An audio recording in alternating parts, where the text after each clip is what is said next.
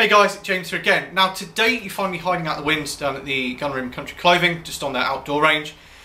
And I'm going to attempt something that people have been nagging me to do for quite a while. And that is splitting one of these bad boys. A playing card. Now, it's not something I've ever tried. I like doing long range shooting. And whilst I appreciate precision, I've never really attempted anything that involves that kind of precision. So I'm going to set the target out. We're going to start little, so I appreciate there's people out there that are going to go, oh, but it's a PCP, you should be doing further. We're going to put this out at 45 yards and just see what happens. Now I've put an ace of spades of all things in a little golf tee just wedged on its sides. We are literally side on. And I'm going to try and connect with it. Now the impact behind me is an incredibly capable gun. We're using slightly different pellets. I've gone from an 8.44 grain JSB exact up to 10.34 JSB heavies. They seem to be a lot more stable at longer ranges. Closer in, they group exactly the same, but from 45 outwards, they just seem a lot more stable. So I'm hoping that these pellets, twin with this gun, should be able to pull this off. Now, as I say, this is my first time trying to be that precise. So this is going to go one of two ways. So we'll see how it goes. If we hit it, happy days. If not, we'll come up with a plan B and we'll see what we can do. So anyway, let's crack on and try and split this card in half.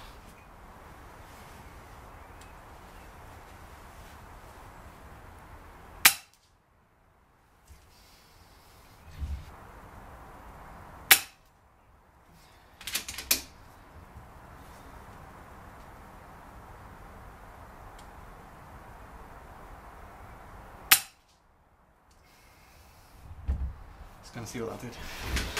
So I put a slightly better picture up for you, but we're just going to try and tack it down. Where I'm hitting the card, it's knocking it out my little DIY holder. So you can see if I had 3 shots, I've got one nick just on the edge.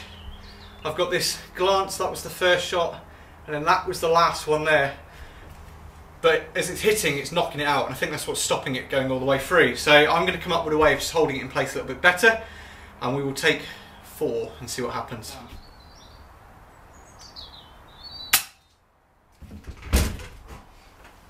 Boom.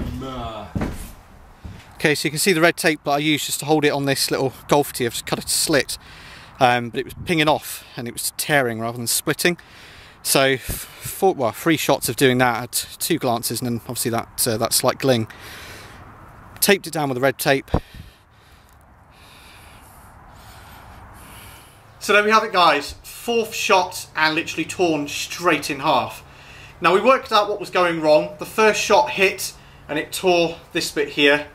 The second shot was a miss, that was what it was. I just caught the edge but it wasn't enough. And then the third shot, it blew it out the golf tee again.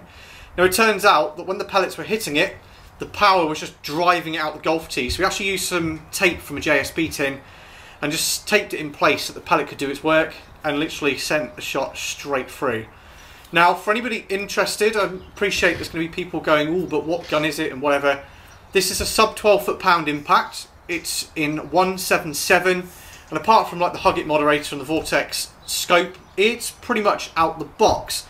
Obviously, I've tuned it a little bit to work well with these 10.34 grain JSB heavies. I've had some really good results with these. They just seem a lot more stable than the 8.44s. From sort of 30 yards outwards, they just don't seem to kind of veer off at all. So that was the setup, right? So we're not using FAC power, we're not using a 22 caliber pellet with a better surface face to hit. It's the smallest pellet or the smallest power that we can do in this country. So let's say 45 meters in 4 shots. We will revisit this. As I say, I'm not a trick shooter by a long while. I do long range shooting, I do pest control, I don't do, I don't do that. So we will revisit it. My theory is if it's that simple at 45, double the range, or round it up to 100 for argument's sake. We'll try it with the impact. We'll also bring the crown out to see what the crown can do.